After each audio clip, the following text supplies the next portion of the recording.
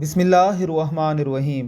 سیدنا مصعب بن سعد رضی اللہ تعالی عنہ کہتے ہیں کہ میرے والد محترم یعنی حضرت سعد بن ابی وقاص رضی اللہ تعالی عنہ سمجھتے تھے شاید انہیں تیسرے نمبر پر مسلمان ہونے کی بنا پر دیگر صحابہ کرام پر فضیلت حاصل ہے، تاہم نبی کریم صلی اللہ علیہ وسلم نے فرمایا اللہ تعالیٰ کمزور لوگوں کی دعاؤں، نمازوں اور ان کے اخلاص کی وجہ سے اس امت کی مدد فرماتا ہے۔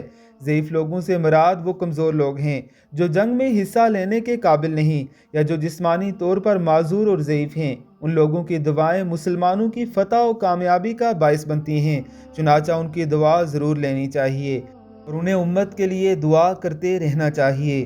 اس حدیث مبارکہ سے ایک سبق ہمیں یہ بھی ملتا ہے کہ ایسے کمزور لوگوں کو حقیر جاننا اور خود کو ان سے بڑھ کر جاننا بھی جائز نہیں کہ اللہ کو ایسے لوگ بہت پسند ہیں۔ اللہ رب العزت کی ذات ہم سب کو سمجھنے کی توفیق عطا فرمائے، آمین ثم آمین۔